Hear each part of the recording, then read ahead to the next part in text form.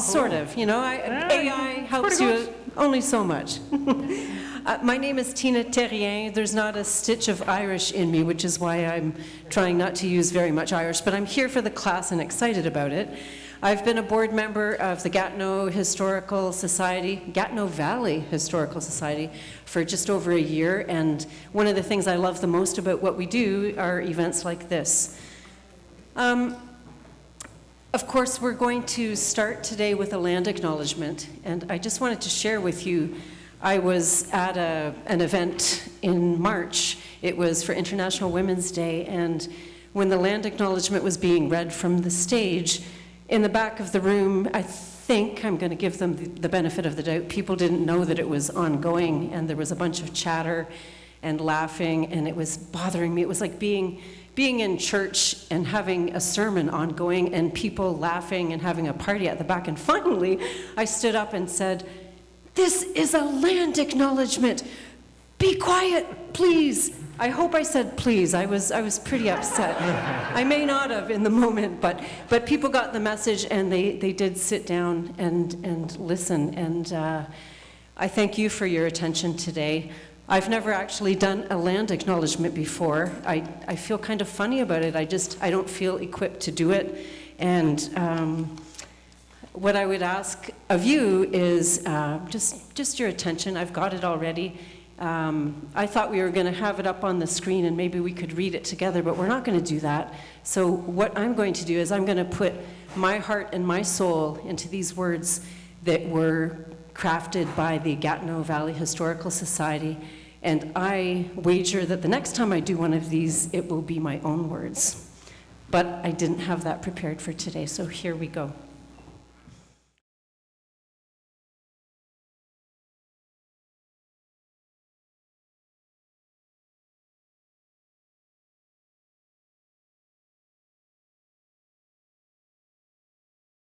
Now, it's a living, changing, evolving agreement that we make with the people of the land, and the acknowledgement that we make here will be different from BC or different from Newfoundland.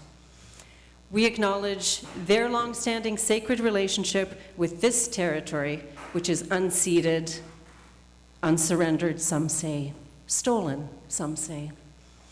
The ancestral territory along the Tanagadino-Zibi, which is also known as the Gatineau River, has served as a travel route, a location for villages, and site of meetings and exchanges among visiting nations. We acknowledge the traditional knowledge keepers and the courageous leaders, past, present, and those to come in the future. We pledge to honor and respect the Anishinaabe Algonquin Nation.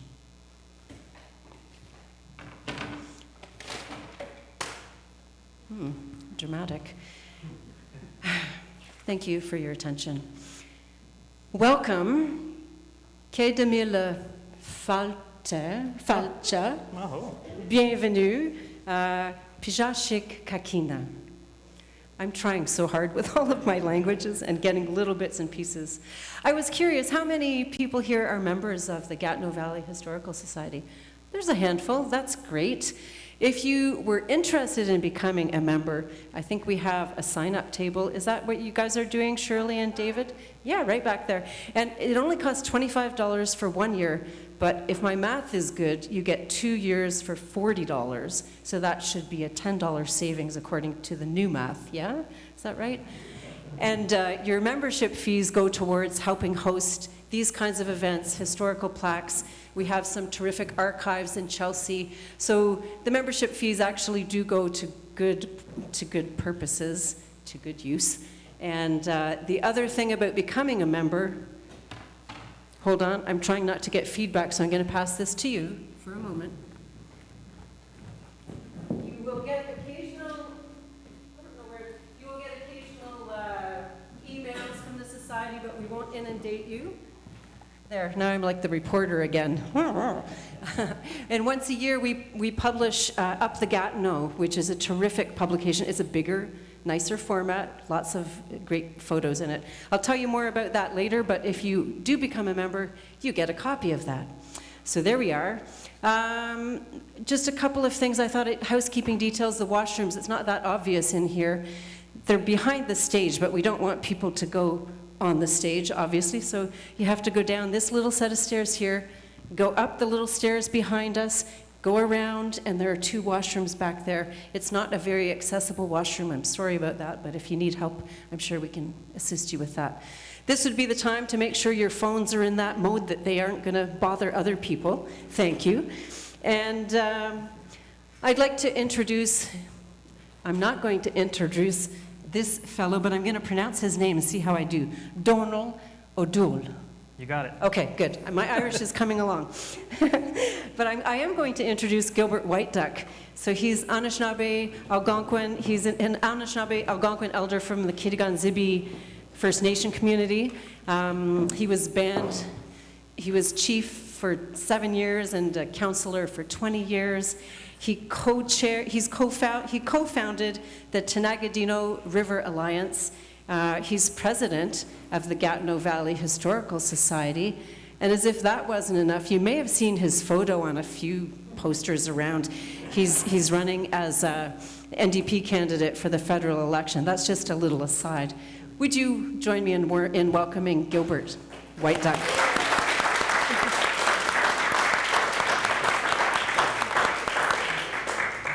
Kakina, Gilbert Whiteduck, and Nijikaz Kitigan-Zibi Nidonjaba. So, like it was mentioned, my name is Gilbert Whiteduck. I'm from the Algonquin and Anishinaabe community of Kitigan-Zibi, and thank you for the land acknowledgement and all of that, what that means. And hopefully that means reconciliation and connection, working together, taking care of each other. That's my belief, that's what that's all about.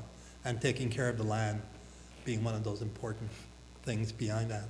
I do want to welcome you on behalf of the Historical Society. Thank you for coming out on I know it's a rainy day, but as I was driving here, I just felt the rain was really soft. I don't know why it was, but it just was so relaxing. I had to keep my eyes open because along the Gatineau River, but it was something special today. I don't know what that was.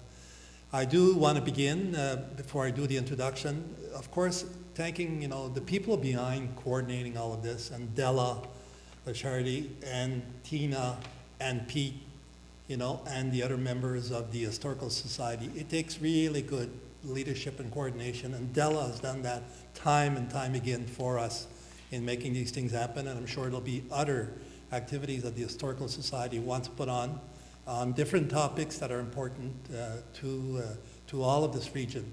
And I do encourage you again, like it was mentioned, to sign up for the Historical Society, because the next issue of the Up to Gatineau that will be coming out on June 14th will have a number of wonderful articles in there that I think are really interesting.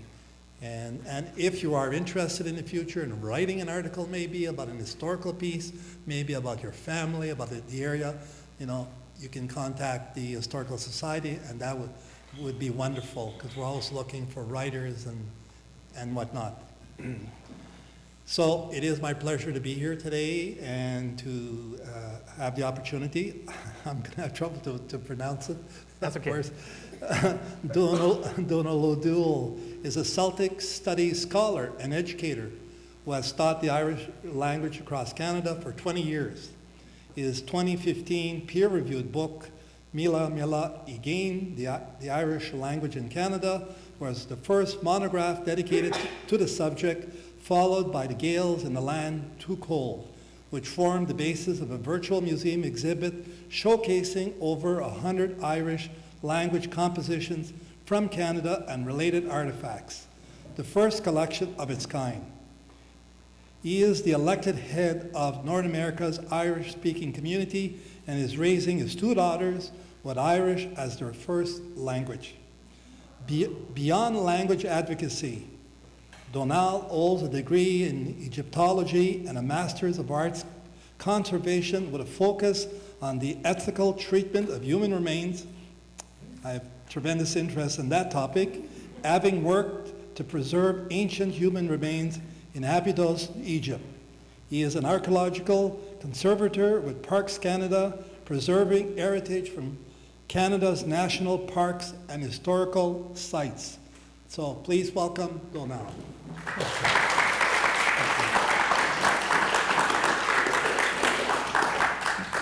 I'm going to pass this one over to you there. Thank you very much. I'm already mic'd up, so I don't think I need that one. Everybody can hear me just fine?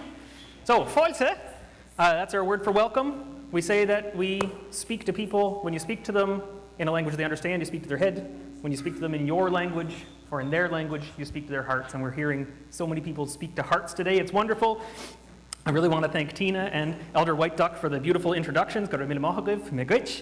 I'm on a tight schedule today because I've got to get through about 3,000 years of history here. We're going to have a rapid, just whistle-stop tour of Irish history. We're going to be learning a couple words. We're going to see what the importance of languages are. Why is this language, to me, vitally important? Why are minoritized, endangered languages important globally? And why is that really special here in the Gatineau Valley? The point of this is then to lead into, this is the big old chunk of a history workshop that'll lead into the local history.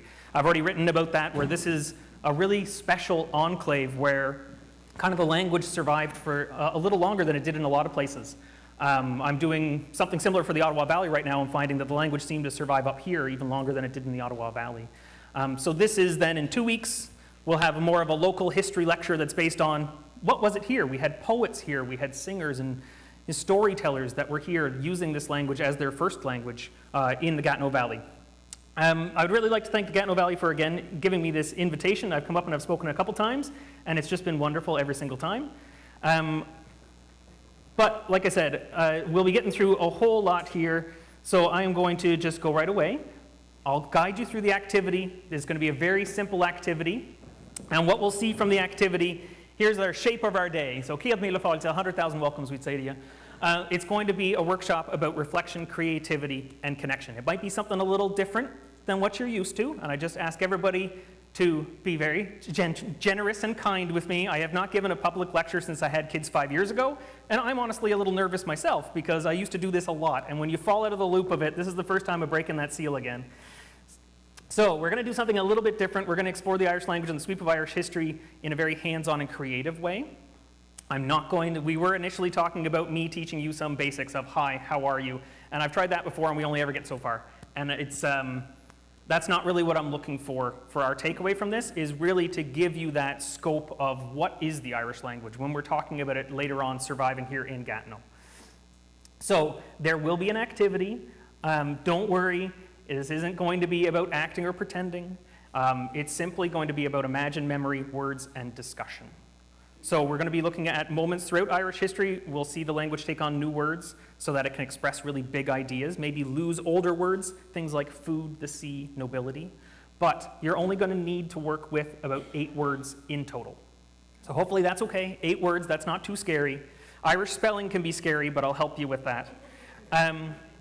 There's absolutely no need to speak any Irish to take part in this. In fact, if you want to do the whole activity through English, you can do that. I have focused it that you could do that. If you want to self-translate into French, you are more than welcome to do that. If you want to do it in Anishinaabe, please, that would be fantastic.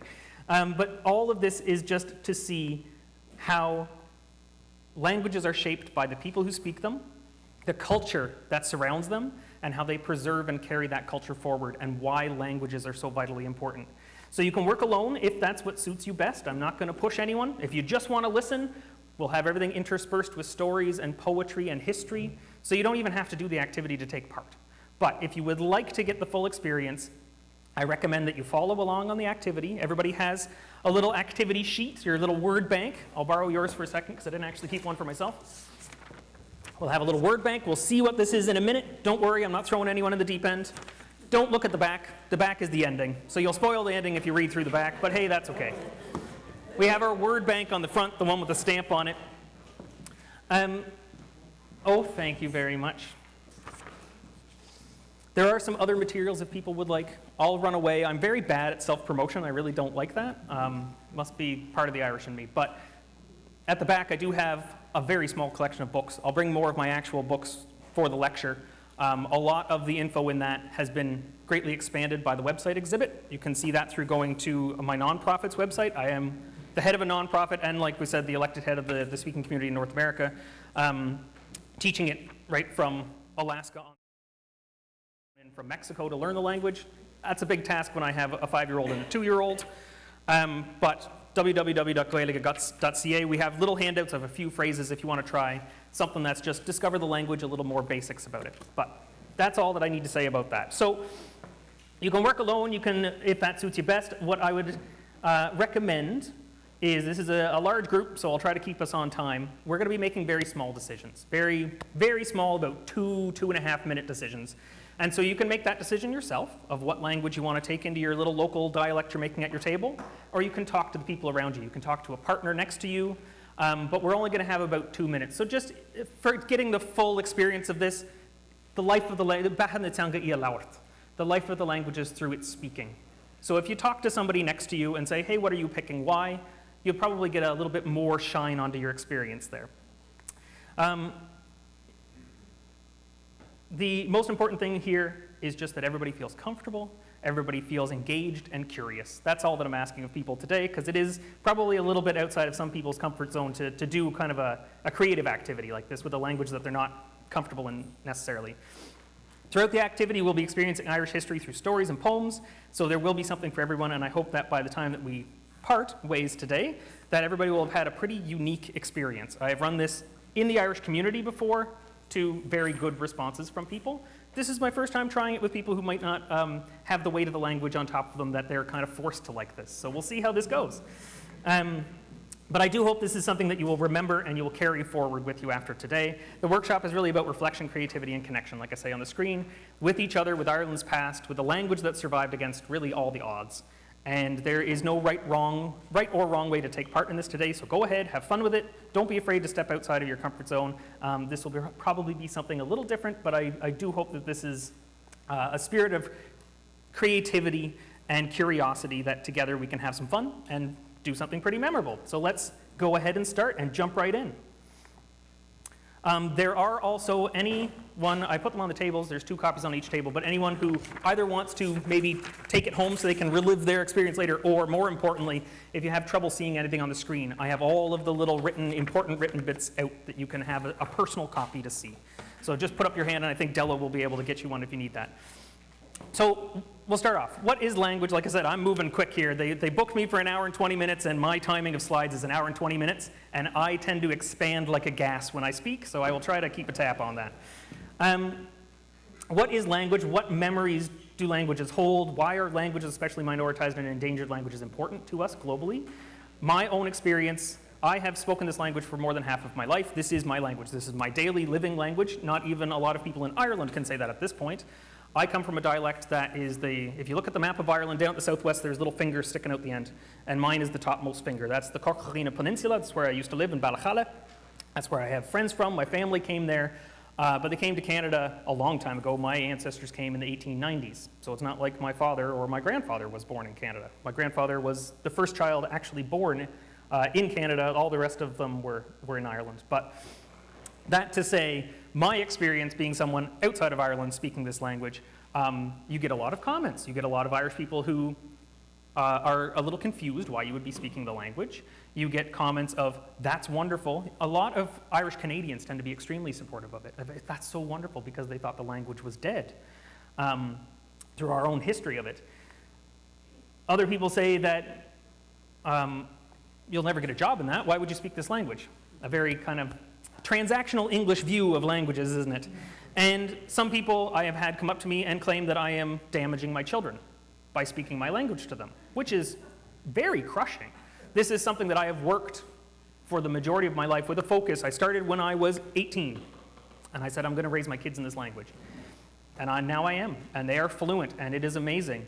So when I'm looking at the state of the language, just to put it in perspective, we'll see that as we go through it. We all kind of know where this is going. It's going to start out really happy, and it's going to get a little sad by the end. So if anybody needs to step out, that's okay. If you need to step back from the activity, that's okay, because we did have some traumatic things. We did have a big famine happen to us. We know that's coming. What is the state of the language currently for me? My dialect in the south of Ireland, the language is spoken by 1% of the Irish population currently, and there are 6,000 speakers left who speak the way that I do. Of those 6,000, only 700 of them use it as their daily language. So for me, raising 2 children in this, I am adding to that in a very, very large and very impactful way, and everything that I do here in Canada feeds directly back into that. We've seen where the language speaker rates in Mayo, which was one of the most tragically affected in the famine, have actually gone up, because people used to say, why would I speak this language in Mayo? I don't want to be a pig farmer for the rest of my life. That's the one option I have. And suddenly they can say, oh, I can go to Canada and teach with this nonprofit. And so they're seeing people in the under 25 range actually take up the language a little more. So everything that we do is important, is what I'm saying. Looking at the timeline of a language gives us some idea for how long that language has been spoken, but that's a pretty dry statistic, isn't it? It's just a timeline of history. It covers over the most important aspects and highlights only a very few academically definable pieces. When we discussed history in Canada, how many stories of this land don't fit into a timeline? How many stories are we not told about the original inhabitants of this land that are not part of kind of the settler colonial version of our history? Languages change and develop through the hopes, the dreams, the fears of their speakers, as well as the effects of history, contact, sharing, and learning. Words are borrowed from other languages. That's what we'll be seeing today. Words are created, words are lost. So they're very dynamic things, but then they are this time capsule for us that collects our culture together. By the end of this activity, I hope that you'll have a really clear understanding of what history and culture a language can hold. As your own group at the table, or even you personally, will have created a language, a version of this language through 8 words that'll be different from anyone else's. It'll be your own little dialect that you have created your own community around a table shaped by your own decisions. So here we can see the mass spread of Irish history. This is all the history that I have to get through today. Taking you from the common Celtic period all the way through to modern Irish, which is going to be quite a task. I will do my best. So we'll start off just with a quote. This is Padre Lira. I'm not going to be speaking an awful lot of Irish in the thing today, so I do want to make sure we have some. This is just his view as one of the primary language proponents in the early 1900s of the language. Is misse an Gaelige, eerste glum guchion agus nos het muskil dief. Vea so la agus bevoer le ra neiren me. Vi mo smecht agus mo chomos fidne heren galees. Is me hogel koch de rihe na heren fisten rihe oles de sihe, kiel dem rehone, is misje chorch filiachte I vili na heren, binis in nanta kjol in ngohene, finne vin gaint, fire nerhe. I am the Irish language. Listen to me quietly, and I will tell you my story. Once I was widely spoken in Ireland, my dominion and my power were all throughout Ireland. It is I that gave power to the kings of Ireland, foresight to their druids, knowledge to their sages, sense to their judges, and it is I that put the power of poetry in the bards of Ireland, melody into their words, melody into their works, music in their voices, energy in their speech, and a sharp edge upon their satires. All right, we're jumping right in, and we'll kind of learn what we're doing as we go through it. So I'll be structuring this. We'll have a little background on the time period, and I'm going to tell you a story or a poem to set the scene for that time. So some nice storytelling. And then we'll be making very simple, like I said, little 2-minute decisions. Nice and quick to keep me on schedule here. But we'll start off with a story, and what I'm actually going to do is get my paper copy of it, because trying to scroll up with one finger is not going to work to me there. So luckily, I took the time to print everything out. All right. So we start off in the archaic Irish period. This is a world that is untouched by written history. Law, lore, and memory are preserved by the Druids. Life unfolds amidst a landscape of dense forests, stone fortifications, and spiritual rites connecting people to the earth, the sky, and the land. Irish of the people already for generations upon generations upon generations. As centuries pass, Ogham stones come to stand as Ireland's first whispers to the ages. If anyone is curious what an Ogham stone is, I had a picture of one just here. That's our earliest writing system, is those lines and dots on that stone. Ogham stones come to stand eventually, where was I here? As centuries pass, Ogham stones come to stand as Ireland's first whispers to the ages, bridging the spoken word and the stone-carved line. Their inscriptions marking ancestral ties to the land. So what is our story that I would like to start us off with for that one? This is a story. Now, all of our stories were collected at a later date. You can't really say this was composed at this time. This is when we internally date it. This is when we, as the Gaels, say this story happened. That's what I'm going off for these to set the period. This is the Cáthónis de Moytura. You can see a nice picture of it here. I've included some of the beautiful art of Jim Fitzpatrick for this talk today. So the Second Battle of Moytura. If anyone's curious about the first battle, it's a pretty good one too. In the time of Nuaya, the silver hand, a shadow fell across the land, for he had lost his arm of flesh in battle. His people still loved him, but a king must be whole under the law, And so another was chosen, Bras, son of Ilacha.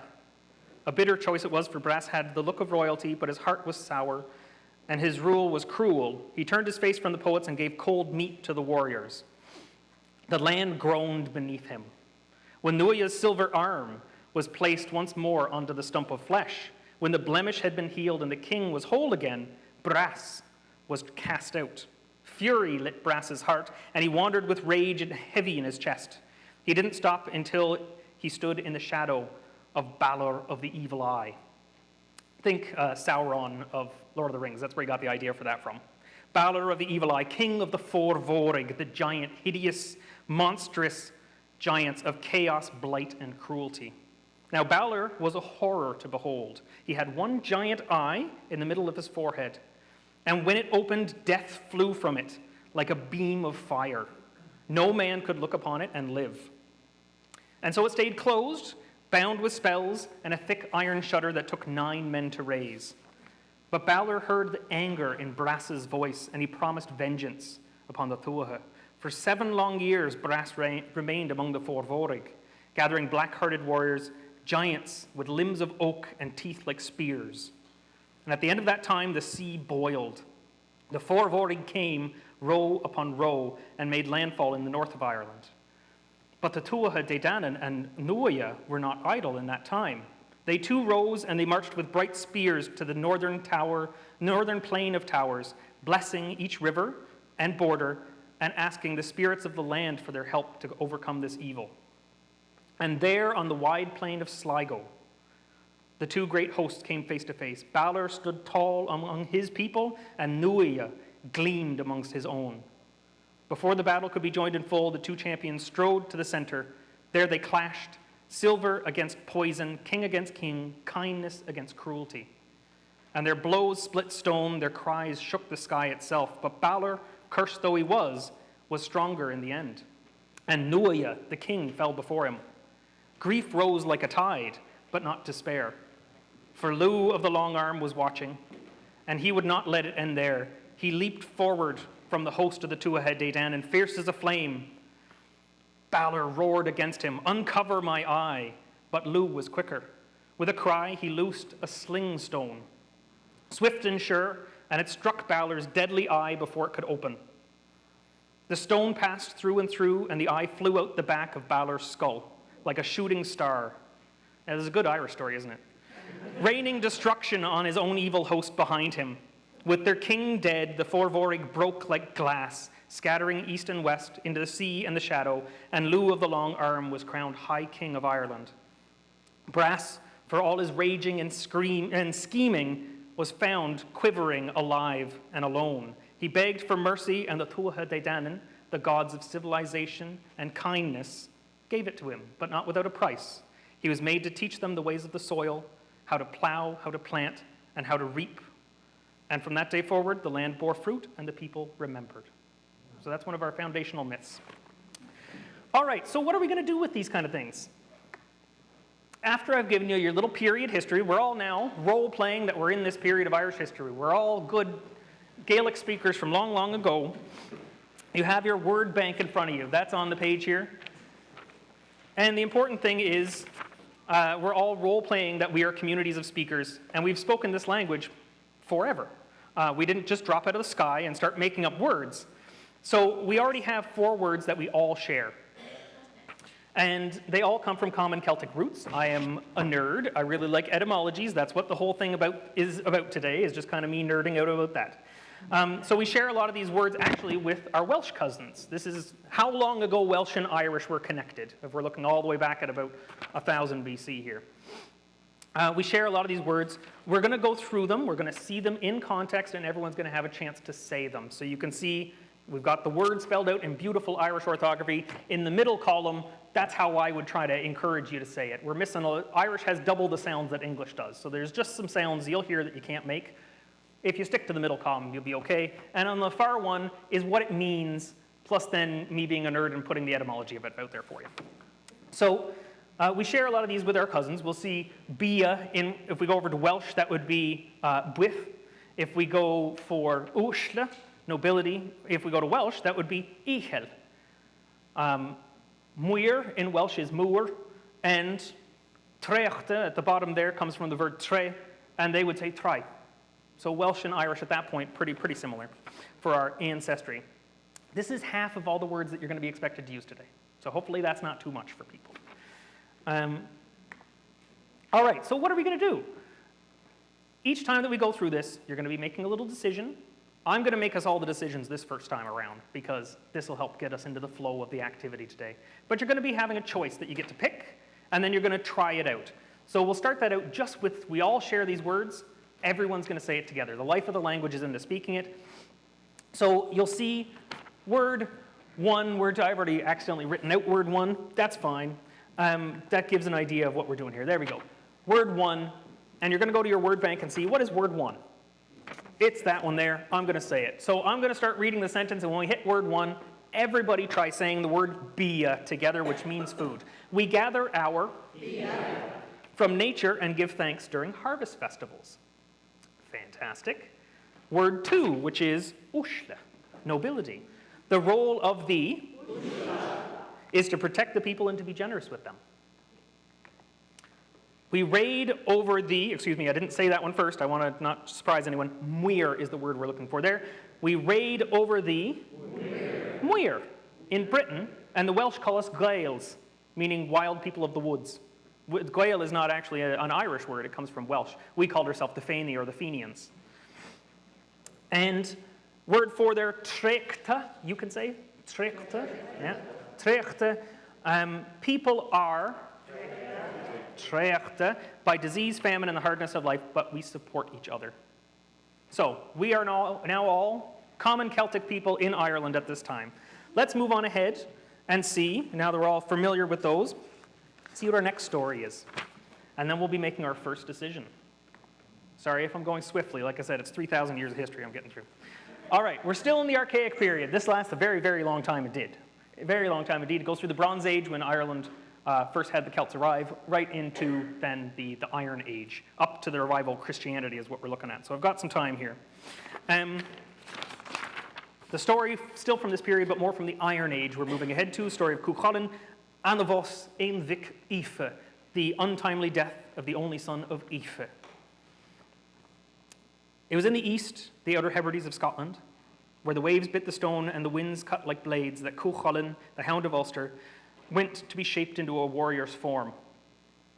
There he learned from Scahoch, the druidess of war, and no fighter under the sun or moon ever learned more swiftly than he. But not all lessons were taken on the field, for Scahoch had a sister named Aoife, fierce as a hawk and proud as a queen, and a love kindled between them, sudden and wild. From that flame was born a son, Dónall, a child of might, with the sea in his blood and steel in his bones. When the time came to part, Cuchulainn gave Aoife a golden ring, Fáinneoir, which is a symbol of a very strong symbol in Irish culture, actually. Gave him a golden ring, instructing her to give it to the boy, that his father might one day recognize him by it. But Aoife felt betrayed by the hound's departure, and when the boy grew up into a man, she made sure that he gained every warrior trick and feat that she could teach him. One day, when asking again about his father, Aoife relented and gave the boy the golden ring. But Aoife's heart was still cold and desired Cuchulainn's destruction, and so she put Dónall under a heavy gasa. If he was to journey to Ireland, this is a solemn, taboo, sacred vow that you cannot break. Heavy as a stone and binding as fate upon him. You must not turn back once your feet have left this land. You must not refuse a challenge posed before you. And no matter who asks, you must never give your name to someone that you have not first bested in solo combat. This is the gasa upon him. And so he left, never knowing the weight that those words would carry upon him, taking to the sea in a bronze boat with oars of shining gold. The Ulstermen stood dumb with wonder when they saw him come ashore, a stranger bold as a lion, proud as a king. His courage stirred their hearts, and they marveled at his silence. Conra MacAchoch, with his silver tongue and druid's wit, tried to sway him with his sweet words and riddles, but the stranger would not yield, demanding only single combat with the Hound of Ulster. Then Conall Cairnoch, hero of Ulster, strode forward, and Dónall followed him without a flinch or fear to the court of Cuchulainn. Eivor, Cuchulainn's new wife, watched with dread in her heart as the stranger approached. She saw the fire in the man's eyes, and the shape of his brow, and the curve of his jaw. But Cuchulainn's pride was high, and the gasa unbroken stood between them. He challenged the stranger, and Conla, bound by his own vows, could not refuse. They fought upon the strand, blow for blow, and the waves turning red with blood. Neither gave ground, and the day grew dark with fury as Conla repeatedly got the upper hand upon Cuchulainn. At last, Cuchulainn shouted for his gaibolge, that is the magical barbed eviscerating spear that no man could escape. He cast the gaibolge, and with that blow, Conla fell, his innards dropping to the river stream before him. Still a nice Irish story. These are my children's stories, like these are kids' stories, right? The light fading from his eyes, like the sunset drowned upon sorrow. Then and only then did the truth strike Cuchulainn deeper than any of Conla's blade blows. He saw on the man's finger a golden ring, and in his dying face, Cuchulainn recognized the mirror of his own youth, and he felt his mighty heart breaking with grief. So that's another little time capsule looking at the Iron Age there. All right, so we're all situated here. We've all broken off into our nice little communities. What is actually going to happen today? I haven't explained that yet, and this is what we're going to be working through. We have our word bank. We've already seen these 4 words. We're going to see how languages change through time. So here's your word bank, and you will encounter situations and make decisions about what word you want to add to your word bank. This represents the new words that are coming into your local language. So here's our first decision that we have there. We gather what we can from the field, forest, and river. Some foods keep us alive through the winter. Which one is most important to our community, our table, or even to yourself? Like I said, you can play this by yourself if you want. Underneath that, you'll see a little list of 3 words. Again, I'm a nerd, so I have all the etymologies for them these are all from the Proto-Celtic period. They all are existent in our time period. We have crinocht, which is winnowed wheat. We have fiol, which is wild meat or venison. And we have iusk, which is fish. So for me, I'm just going to give an example. I'll give everybody time to do this in a second. But I'm going to choose fiol as what I would like my community to have as our most important food. I'm going to go back over to my word bank. I'll cross out bia, because that's not applicable anymore, and I'll write fiol underneath it. And anytime that I need that word 1 again, I've got a new word 1. That'll be different than the other tables. Once we've done that, there at the bottom of each of these decisions, there will be a little try it phrase. And just like we did last time, you'll take your new word 1, the fiol, or the venison, is plentiful this year, will not go hungry come winter. So my little community, I'm imagining that we are in a forest. Somebody else might be on a coast and might have picked fish, and there's already a little tiny dialectical difference in the language entering in. So I'll give everybody, like I said, 2 minutes. You'll have 2 minutes from when I say go, discuss with as many people around you as you want, and pick one of those 3 options. Write it as your new word 1 on your list if you could, please.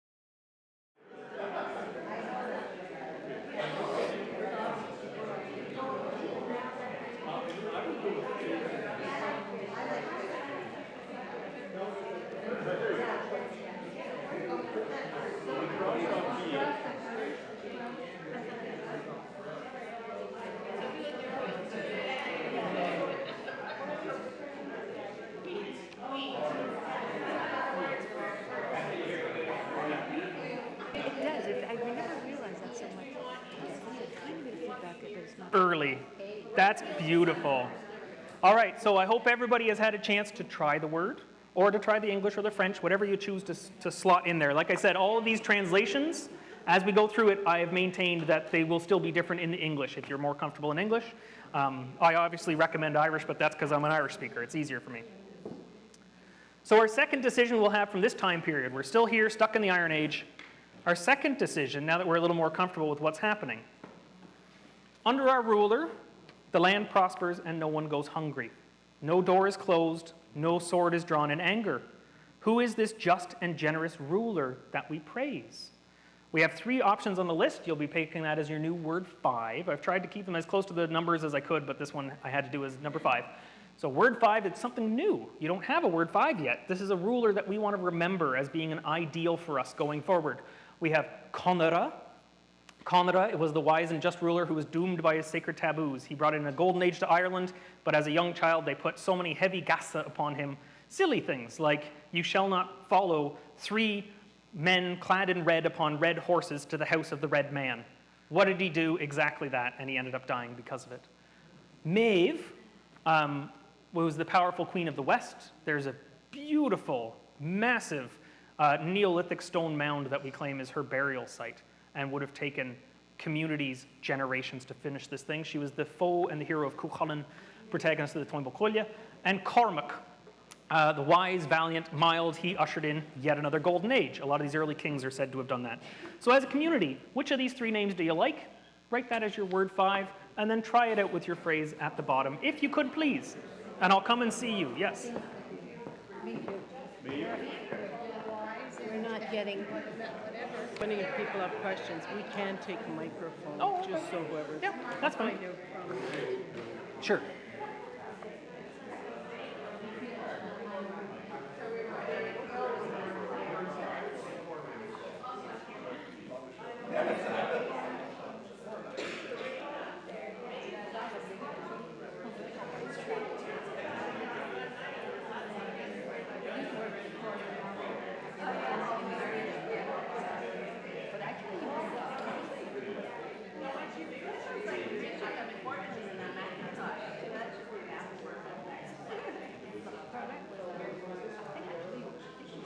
All right, I'm hearing a lull again, so we will move on to our next part of history and see what happens. We did have the lovely question, why is Maeve not wise when the 2 guys were? I honestly didn't realize I did that. I apologize.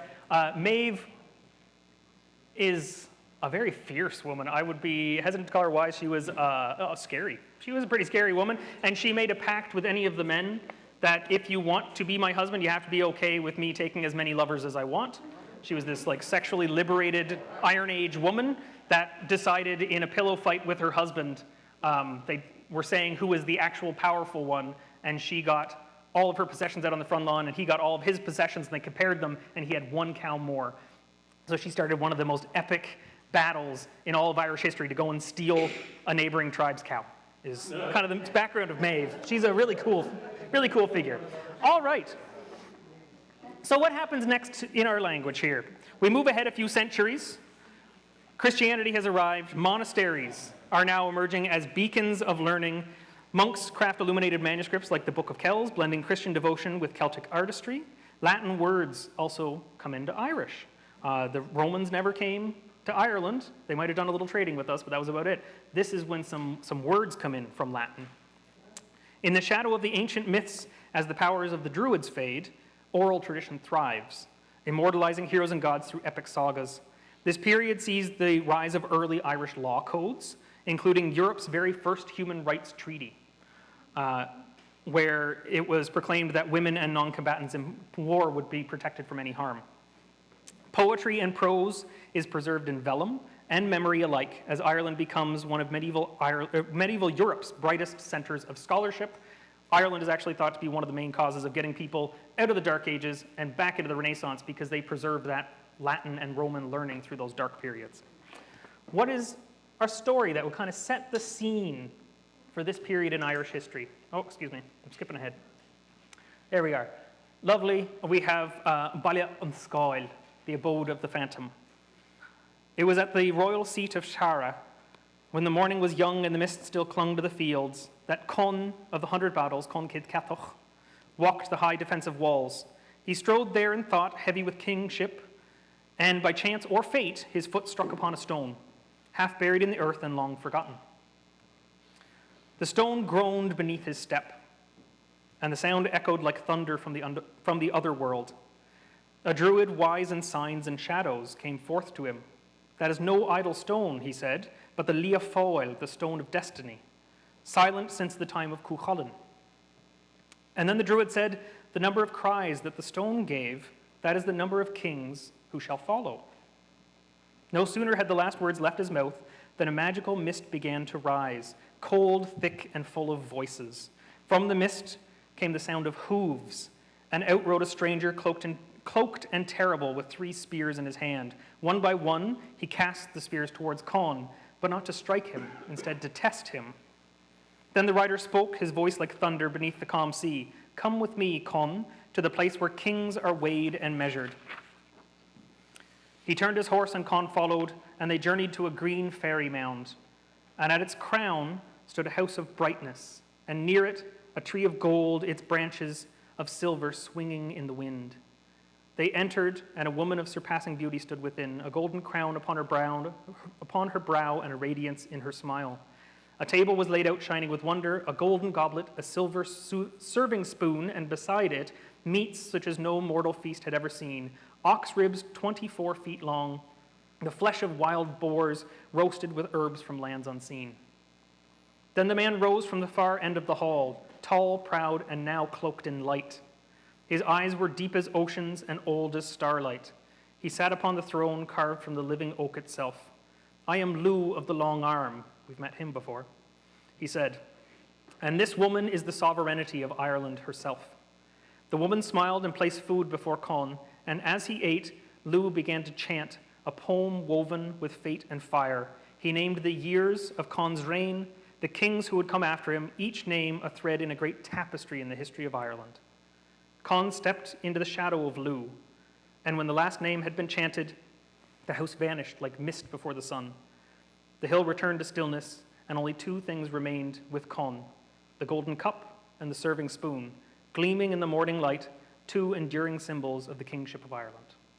So we've moved on to a slightly different period. We can see where our narratives are changing. We're going from the gods and the finding of civilization, the heroes and the spilling of blood and what it means to be a warrior.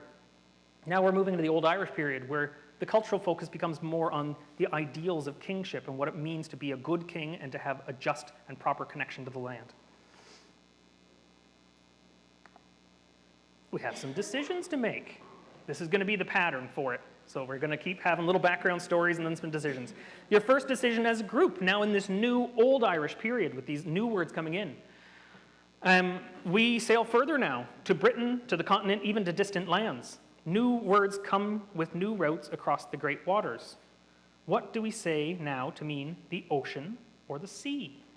This is also the time of St. Brendan, where he is thought to, he is said in our histories and myths to have gone to the land of crystal floating in the ocean and then found a new world already populated by people. Don't know the historicity of that. That would be in the 600s, but that's in our oral histories ourselves. So what new word do you want to take in? Do you want to keep your old word? That's absolutely possible. Otherwise, we have again, and that comes from Latin, meaning ocean.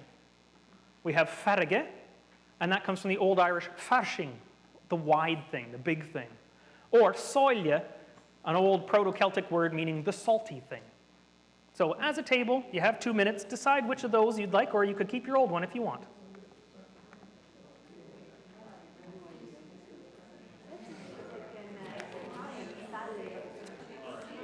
I would imagine so, because that one comes from Latin. That comes into Irish from Latin, so it's probably...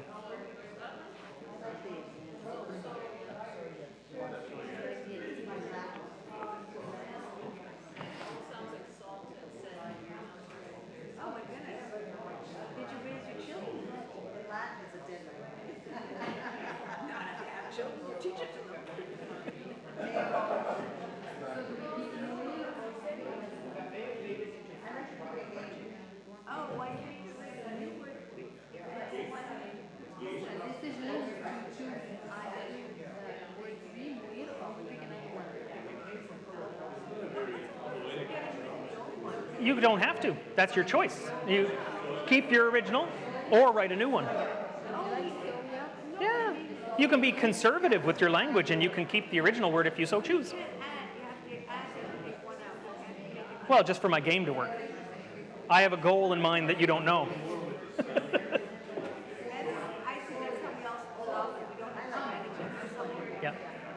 see. We'll see.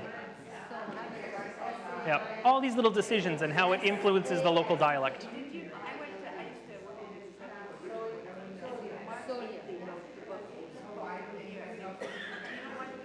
No. Yeah.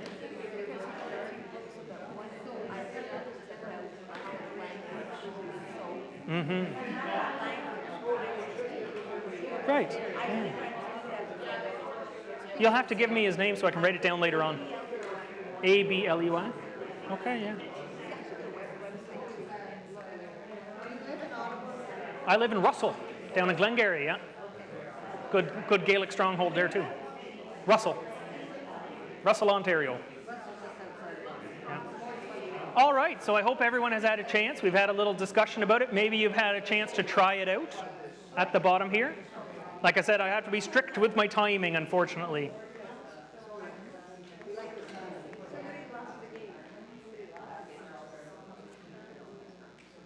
All right.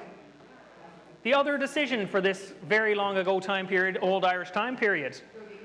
The Northmen, the Vikings, come burning, stealing all that they find.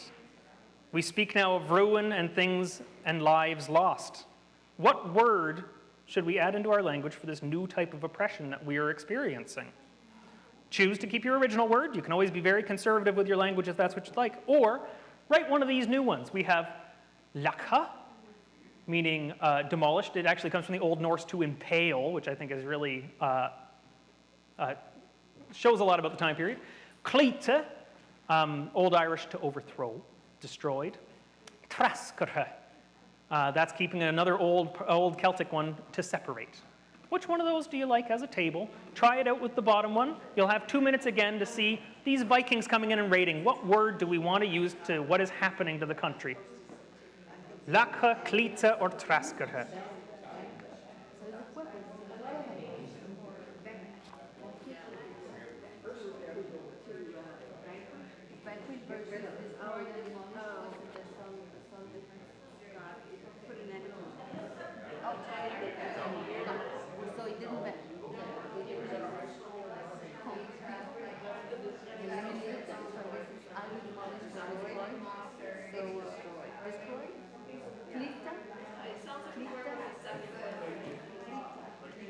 Cleite.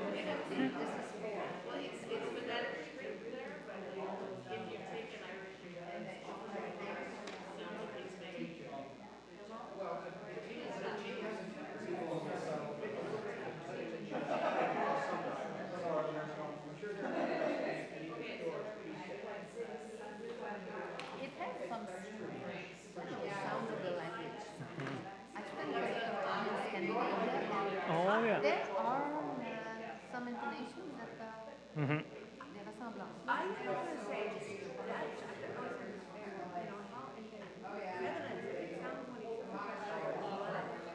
I have so many people when I speak it, and you can see their little Rolodex in their mind going, what language is this?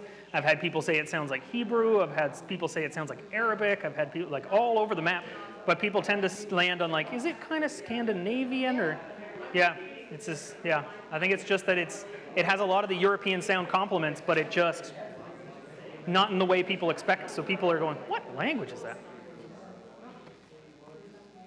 All right, now have we had a try here? They came before dawn, and by nightfall the monastery was one of these by the Vikings.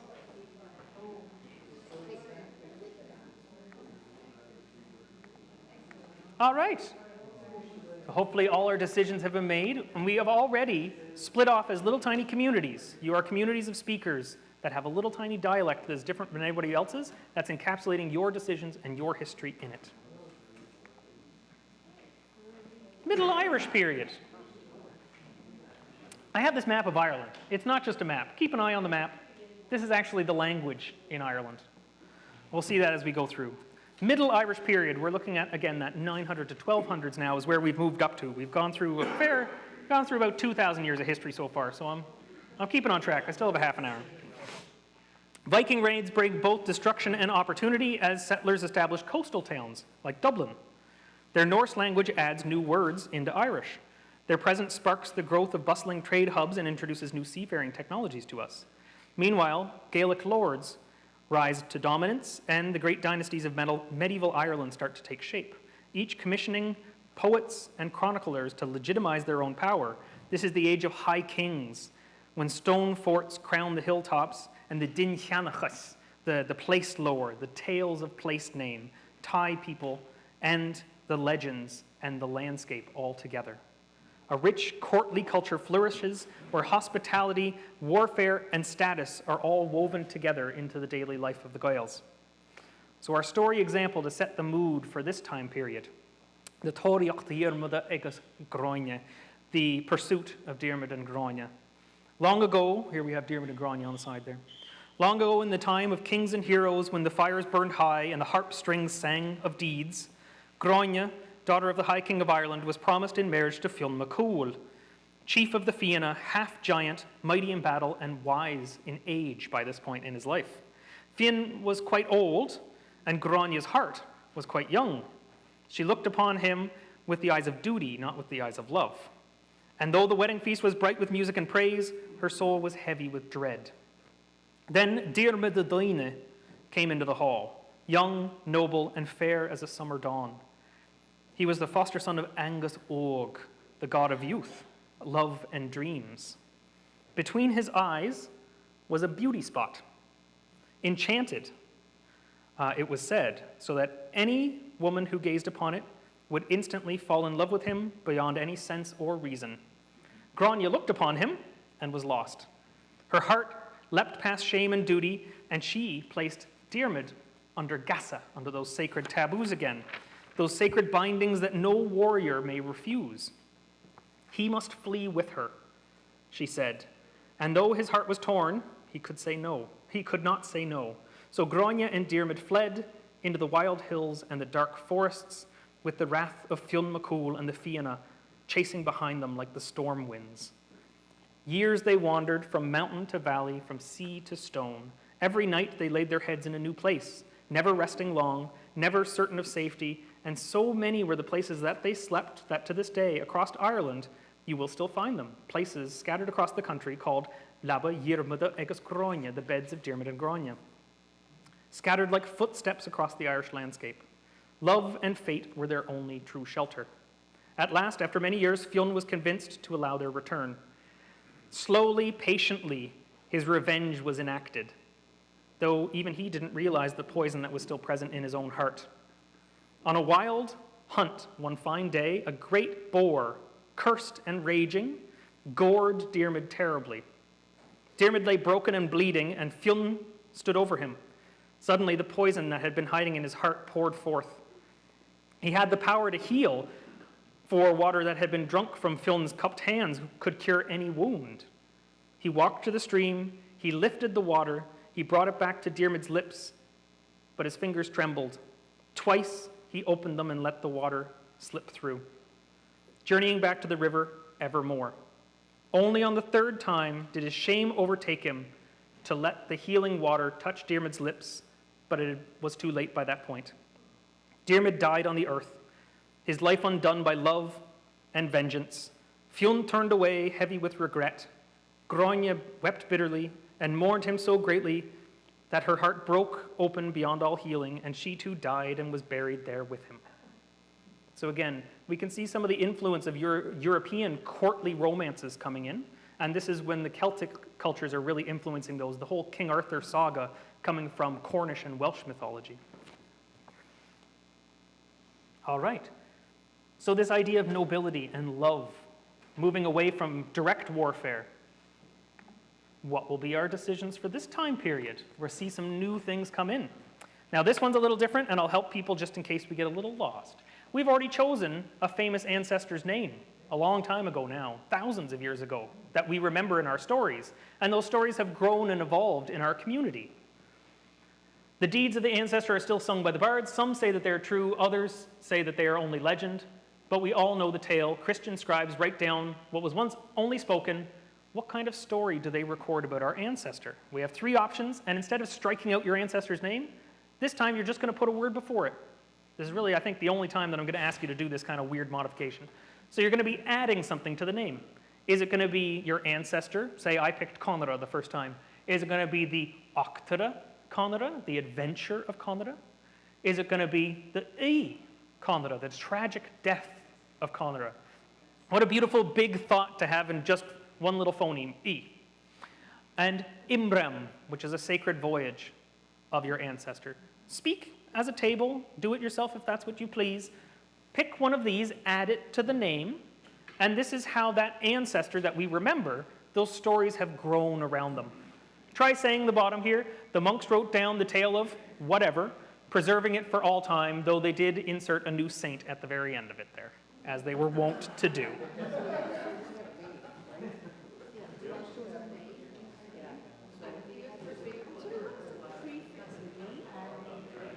Prefix is something that comes before.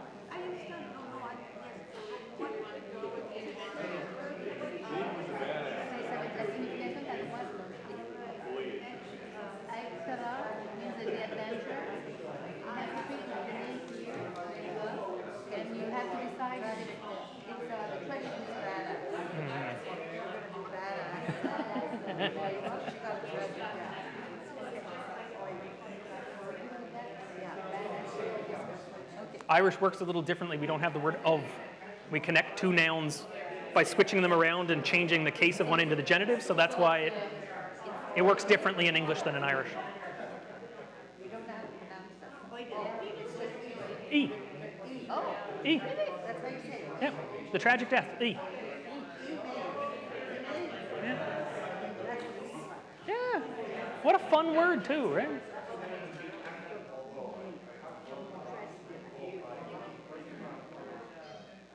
And do give a try once you've picked one, or the phrase at the bottom, the life of the language is in the living.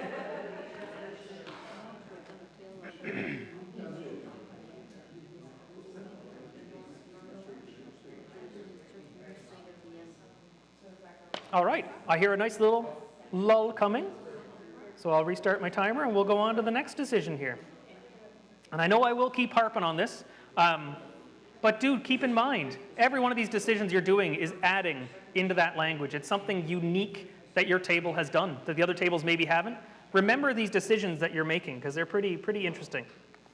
All right, our other decision from this time period. The Northmen strike yet again. We flee into the woods with what little we can carry. Monks scatter, families break apart, land lies empty. What word do we use to describe this dispersal of our people?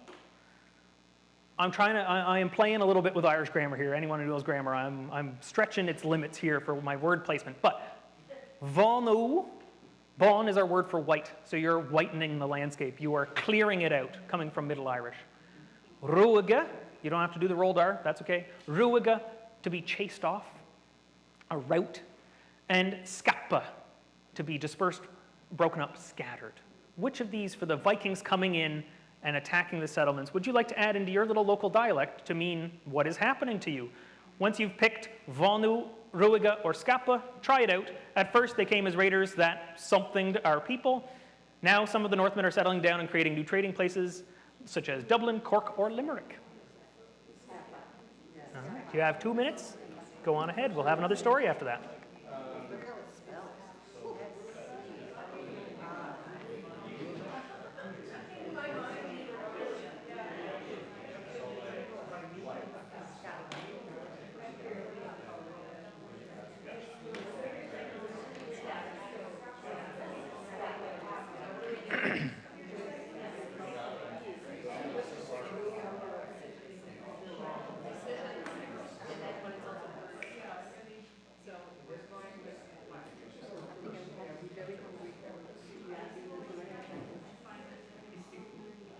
All right, it sounds like it's lulling again. I do hear some comments about Irish spelling. Oh, I know Irish spelling, it scares the pants off people. Something that I would explain is just, in English, or in a lot of languages, a word, you read it and you go, oh, it means this, thought, right? How do you spell thought versus though? They almost look the exact same. Irish is extremely precise, and once you learn Irish spelling, it's actually, these weird combinations are telling you where in your mouth you have to place your tongue, because we have double the sounds that English does. So you have to be really precise with it, and this is a beautiful roadmap that tells you where in your mouth to put your tongue. You guys don't have to master that today, obviously, but that's why our spelling looks like that. It's highly complex. All right, so we're moving past, finally, I think we might be moving past the Viking raids. We've undergone quite a few centuries of that. And we're moving into the classical Irish period. This is the big period. This is also in Scotland, they call it classical Gaelic. It was the same language. It's still the same language.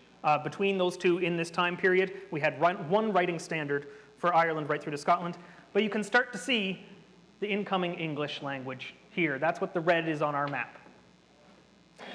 A flourishing Gaelic culture and language is shared across Ireland and Scotland. A vibrant courtly culture is spread amongst the Gaelic order. Grounded, that's what we call our old kings, the Gaelic order.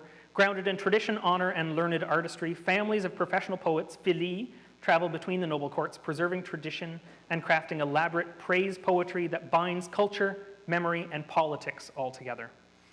Yet the Norman invasion and English encroachment gradually starts to disrupt Ireland's autonomy. Nominally, this was because we dated Easter differently than they did. And so the Pope gave the English king grant to come and teach us when Easter should actually happen. The Norman invasion and English encroachment gradually disrupts Ireland's autonomy. We haven't seen this yet. We've seen Viking raids. We haven't seen people coming in and taking the kingship. Culminating with the defeat and the exile of the ancient Gaelic order, of the ancient Gaelic lords that we have been celebrating up to this point. They are removed from the country. So what do we have for our time period for this? This is the cover of one of my kids' storybooks, Lowry Lynchach. Long ago, in the regal lands of Leinster, there ruled a king named Lowry Lynchach. A proud and powerful man, feared in battle and strong in rule, but he bore a strange secret. Under his hood, he had horse's ears, and under his cloak, a long tail that trailed behind him down to the ground. These he kept hidden out of absolute fear. Each year, though, the king was obliged to have a haircut. Not just any haircut, but being the sacred connection with the land, the prosperity of the land depended on the prosperity of the king, and a good haircut meant a good cutting of the crops. We do find bog bodies in Ireland that have been sacrificed that are thought to be kings, that they had famine during their period, and them being the connection to the land, those people were thrown into a bog and preserved by the natural tannins. So there is that connection. Each year the king, a barber was called. One barber alone. Now in some of the tales, the tale I told my children, there is only one barber left because he's killed all the rest. One barber alone was called, and he would shear the royal locks in silence. The barber was sworn on pain of death to utter no word of what he had seen to any living creature with either ears to hear it or a mouth to speak it. And though his lips stayed shut, the secret swelled like poison in his chest. The burden grew until his body grew weak, and his nights were heavy with sickness and fear.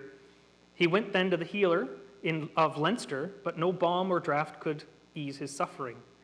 So he wandered west until he came to an ancient Druidic doctor, a wise one of the old woods and the old ways. "Tell me," said the Druid, "is there a truth in your heart that cannot be spoken?" "There is," said the barber, "but I am under gassa," there's that word again, "never to let anyone with ears hear it or mouth speak it." "Then do this," said the old Druid. "Go deep into the forest, find a place where no foot falls, where only trees will bear witness. Speak your secret there, whisper it into a hole into the largest tree you can find, and you shall be free of this torment." So he went into the shadowed wood where no birds sang and no ears listened. There he found a lone tree, ancient and still, the breeze blowing through its leaves like silver bells. And into a crag in its bark he whispered, "Lowry Lynchach has horse's ears and a tail down to the earth." As the words passed out of his mouth, his sickness lifted off of him, as if the weight had been laid upon the tree instead. But the tree too was changed. Its limbs shriveled, its leaves would no longer grow, and it stood now as a tree that had heard too much. Time passed, and a harp maker came wandering, searching for wood to make an instrument of beauty for the upcoming harvest festival. He found the strange withered tree with the wind blowing through its bare branches like the plucking of harp strings, and thought this would be perfect for his craft. From its wood he shaped a harp fine and fair, strung with silver and gold. But when the harvest festival arrived, and the harper sat to play in front of the host, No tune came from the strings, only one voice over and over, chanting, singing, and shouting, Lowry Linchuk has horse's ears, Lowry Linchuk has a tail down to the ground. The harper couldn't silence the harp, and the harp would sing nothing else. Lowry Linchuk has horse's ears, and Lowry Linchuk has a tail down to the ground. News spread like fire, and soon people gathered before the king. They tore the hooded cloak from his form, and when the truth could no longer be denied, the king's power was broken. The land was free from its silence, and in his place a great king was elected, and prosperity reigned. So we're seeing that ideal of kingship, and what does it mean to be a proper king for the land, and how a defect in a king can mean a defect in the land itself. All right, so these are the big old classical Gaelic poetry period. What are our two decisions for this time period? In our homes, it is still our voices that keep us warm through the winter.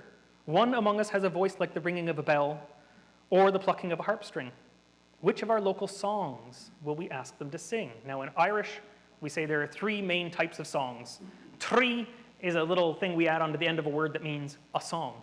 So we have Gol Trí, meaning a song of weeping, a lament. We have Gan Trí, a song of laughter, a ballad. Or we have Suan Trí, a song of sleeping, a song of slumber, a lullaby. Which of these would your community treasure and like that singer to sing? When you've done it, everyone is enraptured by the beautiful melody of the blank, stirring the hearts of all those who are listening. Please make your choice.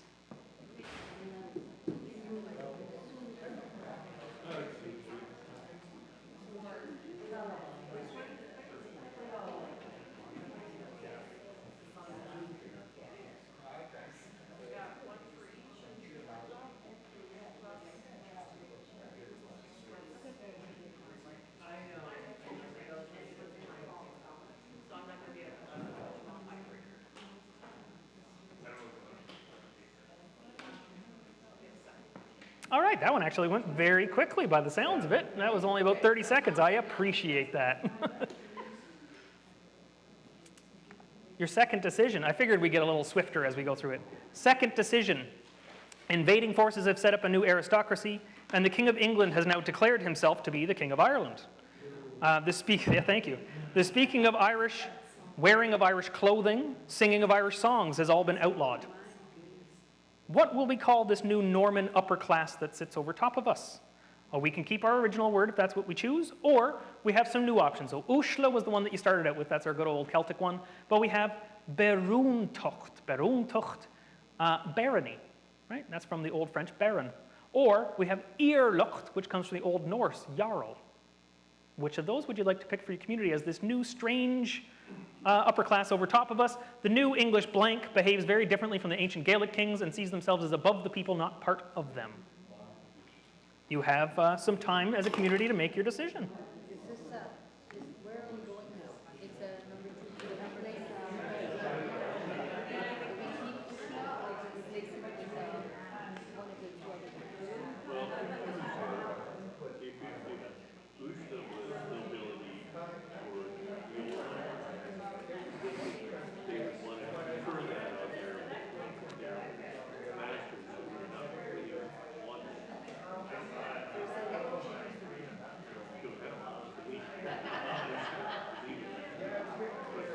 Maybe they wouldn't want it. They called their old nobility Ursula, and maybe they want to call this new nobility, which is something quite different from love. They wouldn't want to call it Ursula.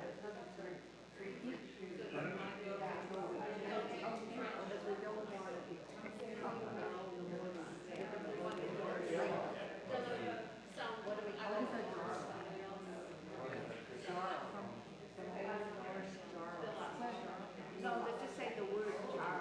But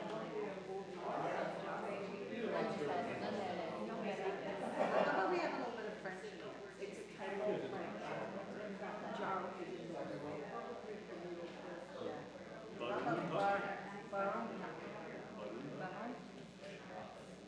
I'm glad my phonetics are working, because your Irish is sounding great. I know, but that'll be good for our brains.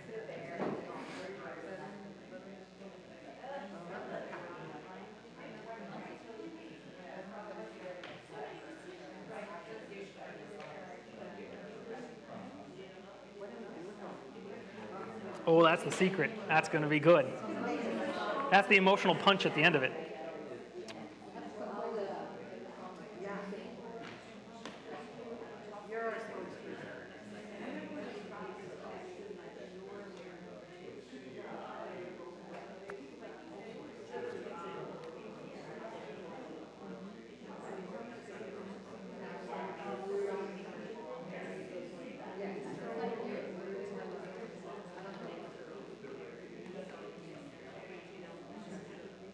All right, I'm hearing a natural lull.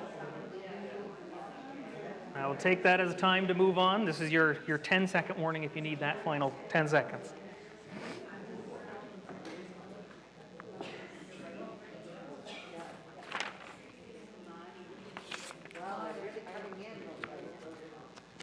Yes, isn't it? Like heather on fire on the mountainside it is. All right, so we're up to the early modern Irish period. It's going to turn a little dark after this, so I apologize. Yes? Okay, I don't know what CE means. Oh, excuse me. I'm a scientist, so I use CE rather than AD. AD being from the Christian Church. CE is Common Era. Common Era.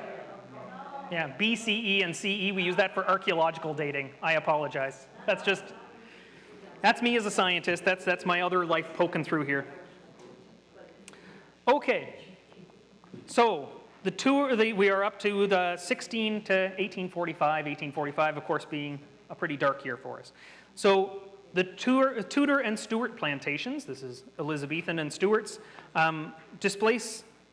the Tudor and Stuart plantations displaced native Irish families, altering land ownership and introducing a new English ruling class over the Gaelic peasantry. This is, of course, the plantation of Ulster.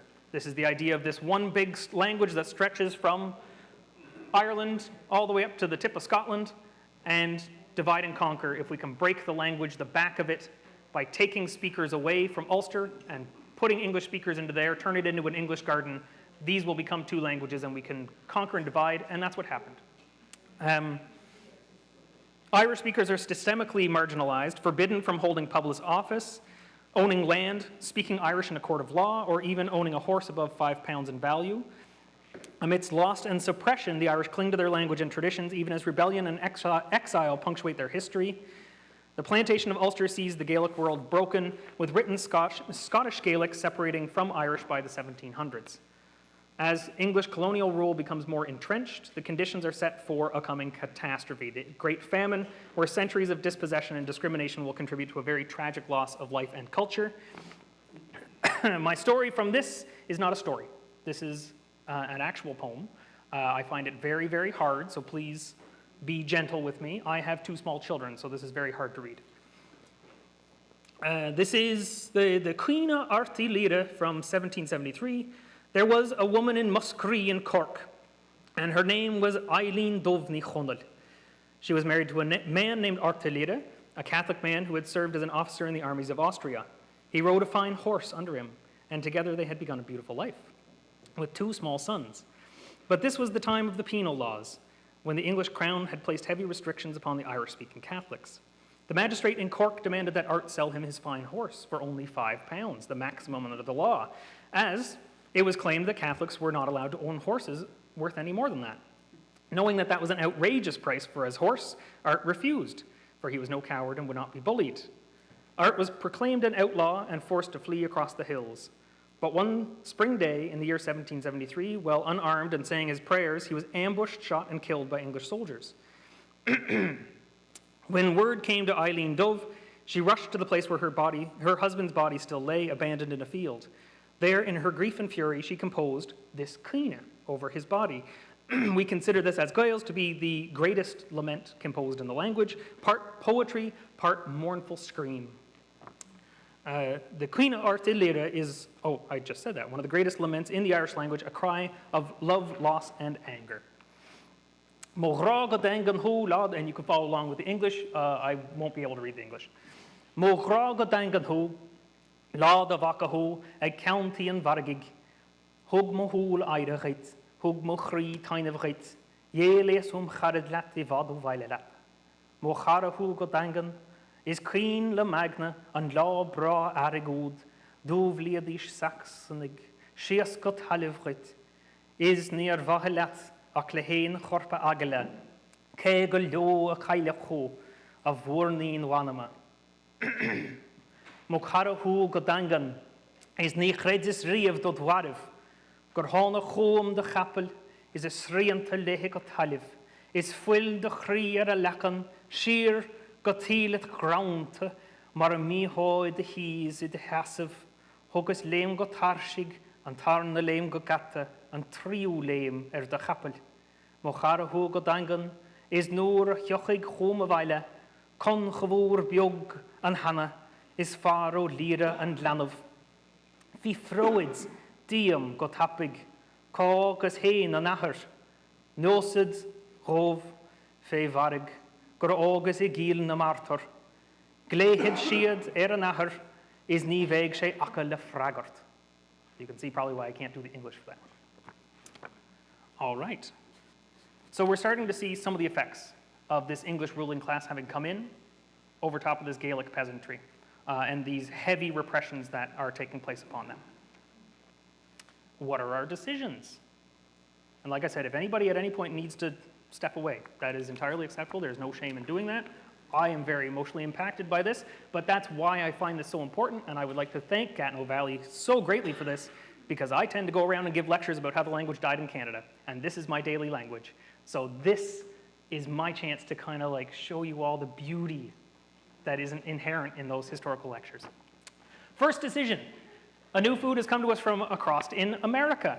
It grows even in poor soil and keeps many of us alive, but nearly everything else that we grow is demanded as rent and is shipped across to the more profitable markets in England by the landlords. What shall we call this food? They all come from Spanish, they all come from Taino through Spanish. And that's how it was introduced to us. Proti, potatoes. Fatti, they'd say that up in the north, fritters. Or preati, they'd say that in Cork and Waterford, praties. At the end of it, once your community has picked what you'd like to call this potato-y food substance, please try it in a sentence. Love of my heart. This is a poem from the 1830s, 1820s, so before the famine struck. Love of my heart are the potatoes not needing kiln or mill, but to be harvested in the fields and to be left upon the fire. As a community, you have some time to pick which of these three you'd like as your new word number 1.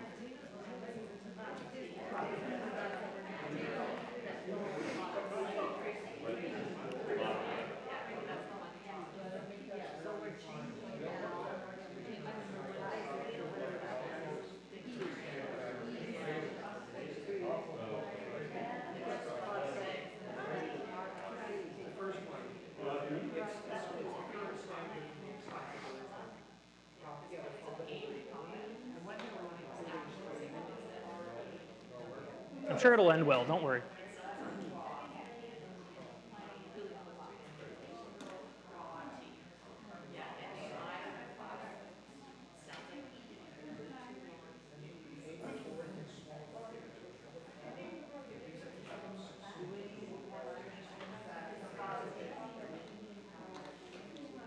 All right, we'll move on to the second decision here. We actually are going to have 3 this round. This is a pretty big period for us, right? And after this, we won't be making more decisions. This is the end of our decisions after these 3.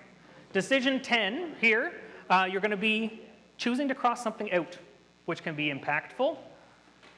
Our people are leaving to North America, Australia, and Britain. Some of what we know is carried away in the hearts of the last speakers. Some of it is lost to the flames of the English who burn our manuscripts, which is something that happened. Which of it is now gone forever from our community?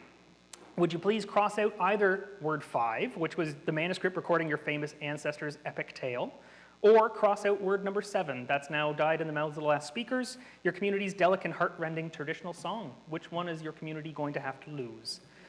Quote by Thomas O'Cannon, so I can just read that out because it's not an example. This is a historical, he is a piper and a Shanloth singer, a Gaelic singer in the old style, and this is part of his research. One of the tragedies of traditional music is that the songs and dance tunes that were not buried in paupers' graves all throughout the last century were transported across the seas and in many cases lost to the Irish tradition.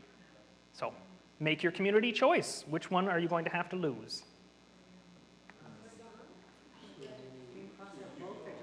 Just one. I mean, you can cross out both if you want to be really devastated, but.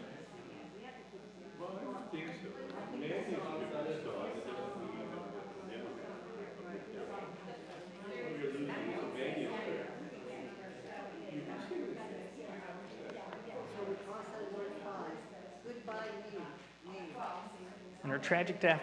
That's so sad.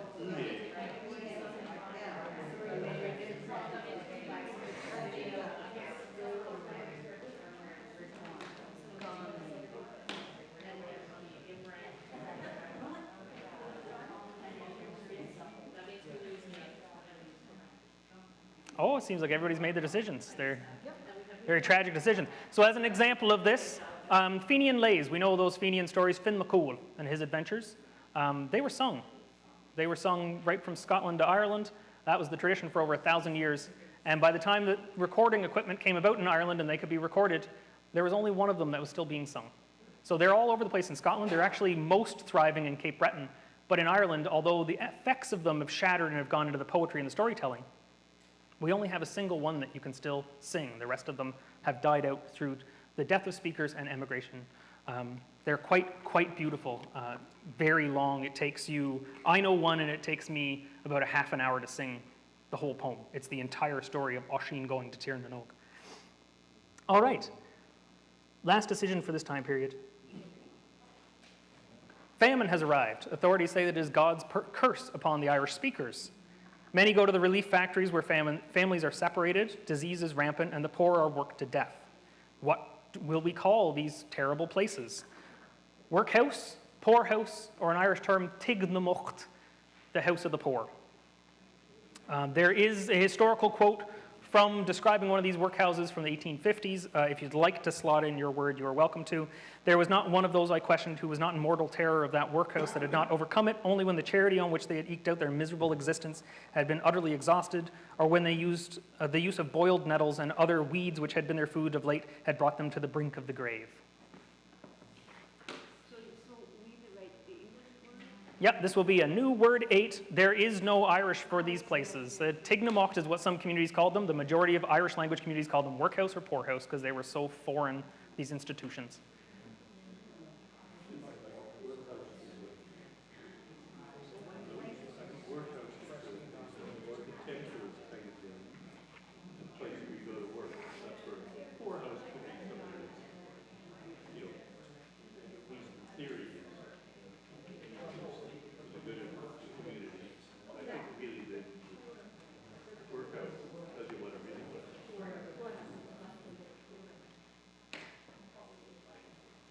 All right, sounds like people have made a decision, which is great.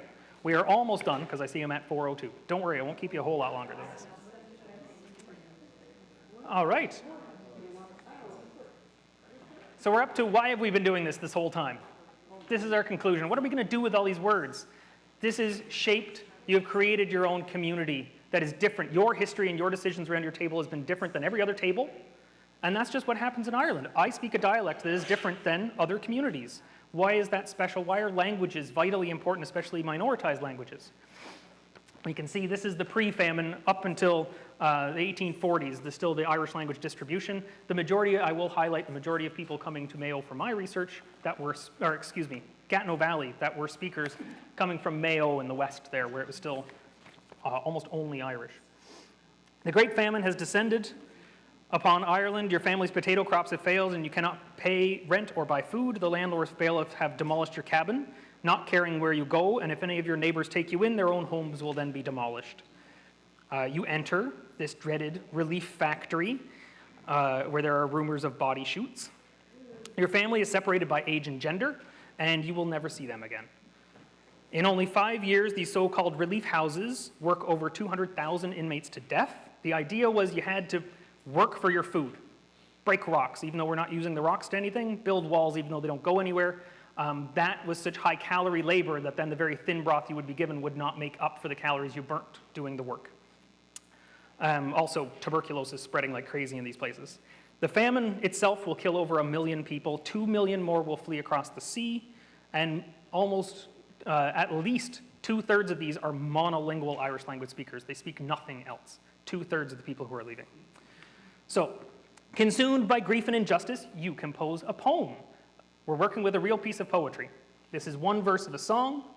This is a photo from a little later period, but still from another famine that happened in Ireland in the 1880s, showing the interior of a peasant cabin. So, on the back side of your sheet, you have a poem. And just like we did before, I'd like you to take the words from your dialect and write them into this poem. You've created a local, unique version of this song and this poem expressing your community's grief through the words and all of your history that you have collected over 3,000 years into this poem. So as an example, what I can do is, oh, excuse me, there we go. My word 1, potatoes, parote, and I'm going to write that into the slot 1 there. Simple as that. When you've written it out, have a chance to read that. I'll read you the real Irish. It's actually a song, so I might sing you one verse of it, and then we'll go into a little discussion, and then that'll be the end of the day. But this sets us up very effectively for who are these people in the Gatineau Valley? Where did they come from? What was their history?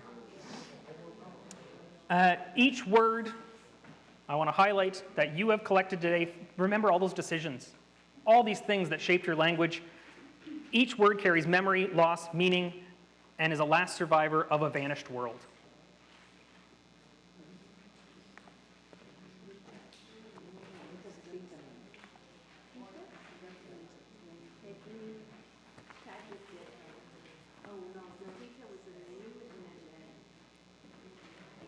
And if you don't remember any of your words, they would be on the guide in the middle of the table if you need it. They're all written out on there.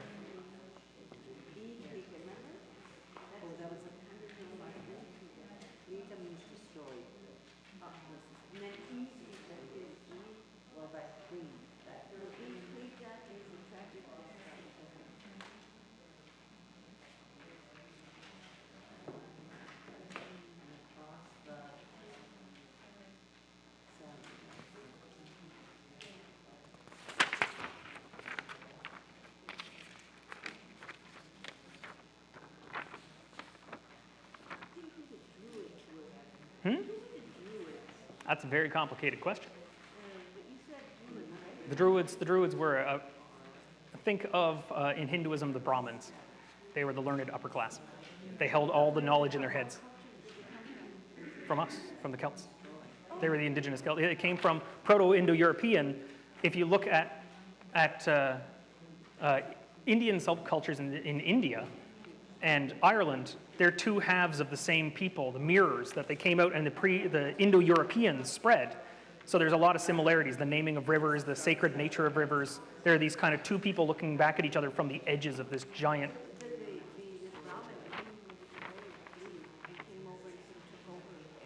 Possibly, I don't know their history. Okay, so if you're still working away with that, because I am over time, I knew I was going to be, but I'll walk through just what the real poem is here. This is a real poem. This was composed by somebody who lived through this and saw this, and we can see the effects that the famine had after centuries and centuries of the Irish language slowly being chipped away at, that suddenly, with the famine in one fell swooped, it's gone. Right? This is the language, this is the spread of the language today. So my dialect is down here, this beautiful little finger at the top, and that's where I said there's about 700 people using it as their daily language.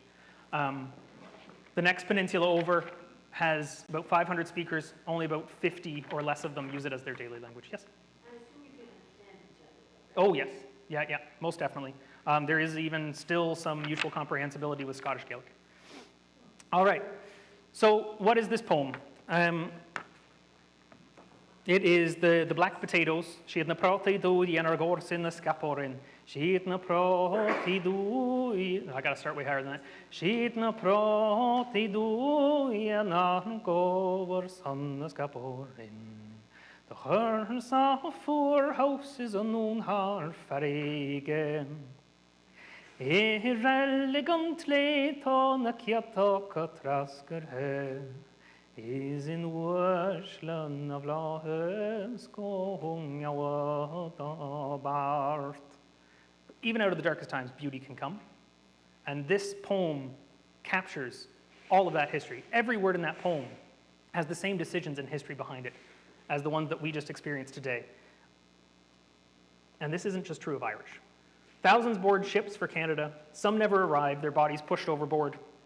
Others disembarked in Grosse Ile or St. John, alone and weak from the crossing. You were among them, hungry, sick, speaking a language said to be shameful and backwards. In your mother tongue, You pray for survival and whisper ancient lullabies to your children, the only fragments that they will ever know of your Gaelic world. In Canada, you're given land, but that land has been taken from Indigenous people who are losing their homes and their languages and their ways of life. Their dispossession echoes your own, yet your presence becomes a part of their ongoing displacement up to the present day. So to the left here, like I said, we can see the impact of the famine with only today 1% of the population speaking it. Yes, it's taught in schools. I learned French for 12 years. I don't speak French. It's kind of the same. The one thing that the education system in Ireland does is convinces people that the language is worthless and should not be spoken, is basically the end result of the education system, in my experience. So in the follow-up lecture, we'll see what happened to a few of these speakers when they came here to the Gatineau Valley, and how the language found a little refuge for a time, that poetry and stories were created here by people who brought this weight of thousands of years of culture with them to this new place for them. By the end of our day, I'm hoping that we can, first to end off our day, I'm hoping that we can have a little open discussion just for a couple minutes, because I know we're over time, about what we experienced today. So here are some discussion questions that I have on the board. What else do we lose when a language is lost? We have seen how much weight and history and culture is contained in a language. What does language and culture mean to you personally? How might losing your own language change how you listen to someone who is currently fighting for theirs? This is, of course, from nativelands.ca, the map of all the beautiful languages of Turtle Island. And recognizing that the United Nations projects that by the end of this century, 50 to 95% of the world's currently spoken languages will be extinct. It is not just a global climate crisis we are facing. Irish speakers endured colonization. I think we've seen that today. But they also then benefited from colonial policies once they were in Canada. How might Irish history help us relate to Indigenous struggles today in a spirit of humility and solidarity? Knowing this history. And what does language and culture mean to you personally? Open discussion, anyone? Yep. Hello, everybody. I'm Eric Lashardy. My family's been in Gatineau Valley for well over 100 and some years there, since 18-somethings. And I started getting interested more in my Irish roots. And on my mother's side, I have Anishinaabe, so like it's kind of a mixed bag here. But you know, my father doesn't speak French. He lives here. For the longest time, I tried to capture what it is about him that makes him different, right? And I came to understand that what made him different is that, you know, over the generations, a lot of us have been convinced that we're English, right? You might speak English, you might have English thinking, but our ancestors, when they came here, they're Irish. And then I started picking up on these little kind of words they use, like brala, right? It's a beating stick, and so on. And I think it's fascinating because for me, I think we can relate to Indigenous peoples as well, because we have a whole history that was wiped out, right? But we have a chance and opportunity to reclaim that, and a part of reclaiming that is the opportunity, but also the responsibility to understand where we come from, but also to be able to empathize and be able to work together. And I would like to see the day where Gatineau Valley Irish people and Anishinaabe people come together and kind of have this reconciliation, this growth and rebirth. And I think that's how we can do that, personally. Wonderful. So thank you and miigwech. Open discussion. Did anybody have a good experience today? Did anybody find it challenging today? What were your thoughts? What were your experiences? What does language, has this changed how you see a language? I tend to find that, especially people who are monolingual English speakers, don't really ever have to think about what a language and culture means, because they're not faced with its survival. Me, every day is a fight, right? And you see people around you struggling with their languages and cultures as well. Yeah? When a language is lost, as someone who's also Irish, Scottish, and a little bit of Welsh, And I also have First Nations in my background as well. And I grew up around First Nations, actually, in that. So learning that First Nations language, so I was learning Ojibwe, which is very similar to Algonquin, and the language is alive in the similar ways that you have spoken. And a lot of the ending of something is speaking to it as this time in this place, not that it will never be able to change. And so when we lose languages, we lose the ability to take a look at landscapes and what that meant for those people at that time. And a lot of the language also just was descriptive of speaking to you in a way where you know, if you were canoeing down something, exactly how that river is going to move, bend, and how, you know, you're safe here or there's going to be rapids. And in the same way, when language is lost, the meaning behind why something is something, and going through some of those steps, right? I had a really hard time with the 5th and the 7th, because I feel like that is a lot of what happened to a lot of ancestors, and the discovery process of understanding that that was intentional by colonial practices, and that so many people walked through life just not knowing where they came from, and like what that was like lost because of those colonial practices, and the fact that we're on, you know, First Nations land, and they keep like bringing up that they're caretakers of their land and not wanting to lose these things, and people are like, oh, pipelines are cool, it's fine. But like, if it doesn't bring up a rage within you to know that everything that happened here happened in Ireland as the guinea pigs, you know, including the residential schools, right?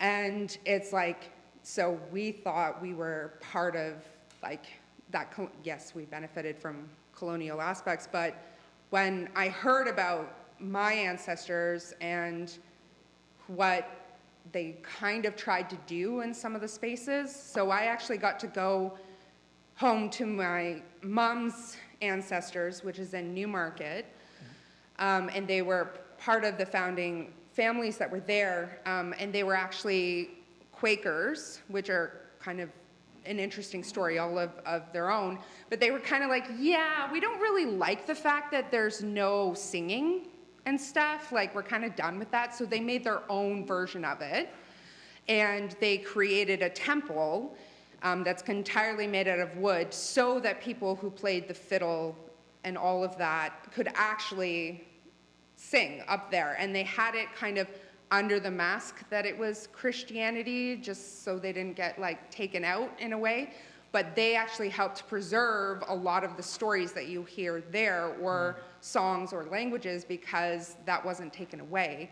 And they actually turned it into a heritage place. So I actually got to go to where my ancestors built their first cabin and their first homestead, and it's still standing today, which most people don't get to do, but learning that they also had a women's society and an herb society and like wool and all of these different things, and they just were trying to keep that alive in whatever way that they could, and kind of they were the first people there that actually opened up to the poor and like helped people, you know, so like our ancestors did leave their mark, and I think that that resistance that's within us that stood, if you've ever watched the movie Wind That Shakes the Barley, right, where they were just like, no, we're gonna keep on going, like, and just rise up, you know?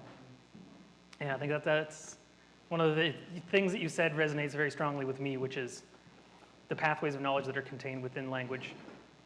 Ancient science that we had, that lives in our language, that one of my joys is being able to look out at the landscape through the eyes of my ancestors and being able to describe it. That's not something that a lot of people can do. Being able to understand things like bracholis, where it is light that falls like the speckling on the body of a trout across the landscape. Or the fact that in Irish we have a different color system entirely. It is tied to physical objects, the color of red blood, the color of dried blood, blood under your cheek, the yellow, white, cream, orange, red that's contained in the flame of a candle, and this beautiful color that is like this on an overcast day, the color of the trees and the land and the ocean and the sky all together. It's a desaturated color. It doesn't have a color point that you point to, and you can't translate it. And my children see those colors. And it's so amazing that whole system of seeing the world can be taken away from people, and they can't even necessarily know what they have lost by losing that. It's very sad, yeah. We had a question up front, or a comment? Yeah, actually, I was looking at the second question. What does language and culture mean to you? Some of you might actually hear that I'm French Canadian, and this is a question that I have been asking myself for a long, long time. And for the first time, I managed to put a word to this. Don't ask me for a long explanation. I won't be able to give it. The answer is home. Yes. When I think about the possibility of eventually losing my language and culture, I think I'm going to lose my home. Mm-hmm. Yep. This is it. The one place where you feel comfortable. Where you feel at home. And understood. And I face that very strongly, and I think a lot of people from minoritized languages definitely feel that, where like the landscape around you can change, but the language, being understood in that language. I have one little corner of, my map isn't Ireland anymore, I apologize.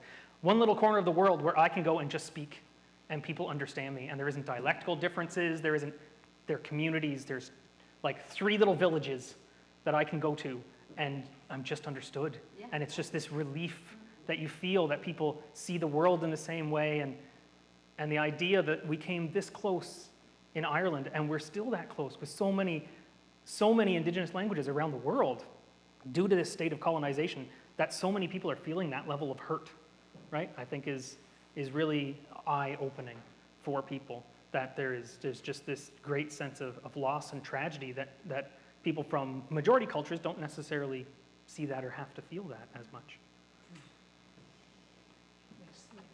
Thank you. Majority cultures, I'd say, which is that? English speaking. So thank you. I would reiterate what has been said earlier. And this is very eye-opening in terms of the loss and the history to record and the deliberate. And I dare to say, I can't stay to make the argument because I have to go soon, but if I dare say in a room full of English speakers, that's how French Canadians feel here. I live here since 40 years because my culture was crushed in Ontario. So I have to flee here where the culture is still, culture being language, still spoken, and that's what we feel like. So, I mean, but you've just named it, First Nations, and so I like what you said, it's happening in many cultures, but to constantly hear about from Anglos that we're crushing them, and I think, really? I mean, the entire world speaks English. I don't think you're disappearing. So, and it's not even English, it's American, and it's just pop culture. That's a concern for me. So I've begun tutoring French. I just sort of fell into it by accident. But to help people like, no, come back. And I had a gig a few years ago on Mohawk land, and the teenagers, it was so impressive to see the teenagers sitting around the table speaking an ancient language to one another. It was amazing. So, and I think that can happen. It can happen. Really pleased for you to teach your children. Thank you, yeah. And that's the beauty of languages is they can be old, but they're always perpetually new, aren't they? That's what we saw from our activities. They're always evolved and refreshing. And it's definitely, even within Quebec, there are language minoritized communities. There's the old eastern townships, and there's the indigenous languages, obviously, across all of Quebec. But just this sense of respecting each other's cultures, I think, is my biggest takeaway from speaking. I mean, my takeaway from speaking my language. What am I saying? But one of the things that definitely I think that I feel quite strongly is that sense of respecting how much is tied to language and how important language is, that then I find it so devastating when people come up and say, you never get a job in Irish. That's not what's important to me. Yeah. Yeah, I grew up in the Gatineau Valley here, and my ancestors and a lot of us here had ancestors who are directly descendants from there. And I found that when we were kids in the 50s, we didn't hear about everything that happened in Ireland. We just heard that they come over in boats. And I find that in the last 10 to 15 years now, and in visiting Ireland, you can really see the effect and how it happens. And we didn't retain those stories here. We only retained that we came here. It was a struggle. We had Irish ancestry, and they lived in the Gatineau Hills here for 150, 180, 90 years. And I find that right now, in working with the Gatineau Historical Society and with some of the communities around Low and the Cultural Association, that we have to really fight now to retain those stories that happened with us as Irish settlers here in the last 50 or 150 years, because it's disappearing, and a lot of the opportunities to be able to do that is disappearing because we don't have the same rights as we had maybe 60 and 70 years ago. So that's just the take I have on that. Yeah. Maybe time for there was one more question. Please, and, yes. Yeah. Sorry, I'm nervous. I'm not used to doing this, but I just want to say that this has really opened my world. I'm not a language person. I only know English. The reason I came here today was because, well, my backstory is I've done a lot of genealogy work of my family in Canada and the US, not so much across the pond. Sorry, is that better? Did you hear anything yet? And more recently, I've been learning about Indigenous things. I've read some books, and it really saddens me, and it's hard for me to understand. These were my ancestors that came and did this to these people. It's hard for me to. It wasn't me, but it's just really hard for me. And one branch of my family did come to this area, so this is why I came today. However, they came over in the 1830s and not where you said most of them came from. So I'm here just trying to find stuff, but this has been much more than I ever dreamed would be today. So Thank you very much. Yeah, and I think that's one of the, at least me as a white guy saying, that's one of my understandings of one of the biggest elements of reconciliation is like, yeah, our ancestors did these things. They benefited from colonial policies. How do we react today? What can we do today to listen to our neighbors, to make them feel respected and understood, and to make sure that everybody feels loved and included in Canada? And that's, I don't know, that's my take on it anyways, but I think you should take my take with a grain of salt being a white guy. Wow, that seems like a fitting place to end. I wanted to say Gurav Ma Hagut. Oh. How would you say that? Gurav Ma Hagut. Was that okay? That was great. Yeah, Great. Gurav Ma Hagut. This was wonderful. Just to recap, Dónall will be in Low on May 10th. Doing the next phase, we're going to find out what happens to the Irish who land eventually in the Gatineau Valley, I think, yeah? Yep. So that's May 10th at Heritage Hall in Low from 1 o'clock till 3 o'clock. You do not have to pre-register. I think I was supposed to tell you some other things about that, but I don't know what they were.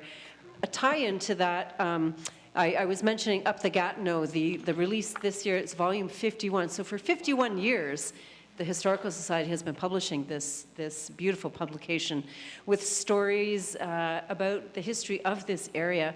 And there are a few stories in volume 51 that might involve some of those Irish characters. So you might be able to, if you sign up as a member, you'll get your copy. The book launch will be on June 14th, and it'll be here, I don't know what time in the afternoon.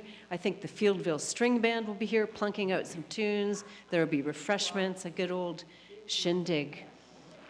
I think that is maybe almost a wrap. Almost a wrap. You know, we have to make these adieus last. No, we don't.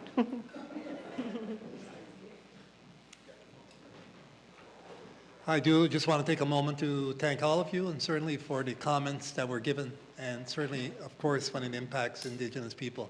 I could speak at length about all of that and what it does mean for us, and but more importantly, how important it is for us to connect and to get to know each other, to work with each other. Understanding for us that we were and are under the guise of the colonization. And indeed, as indicated, certainly for us, when the Irish business people invaded the Upper Gatineau with lumber barons and whatnot, they also took control of our lands, ensured that we would not learn our language, that we would lose it, that it would disappear, that we'd be assimilated and whatnot. But that being said, reconciliation is about healing. And healing is what we need to do as a people, whether it be Irish, with the Quebecois and all of that. And that's always my hope. In everything we do, we keep that in mind, that together we can live and prosper on this land. But we need to get to know each other and understand each other. And so thank you very much for today's presentation. For me, it is an eye-opener. Things that I didn't know about, obviously, and might be the case for other people. Really, really appreciate that. And looking forward to May 10th, of course, for that follow-up.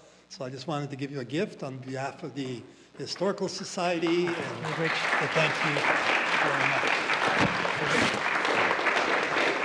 Thank you. Thanks again to Pete for being our technical wizard. Thank you for coming out. We really appreciate this. Slán go fóill. Yay! Hey!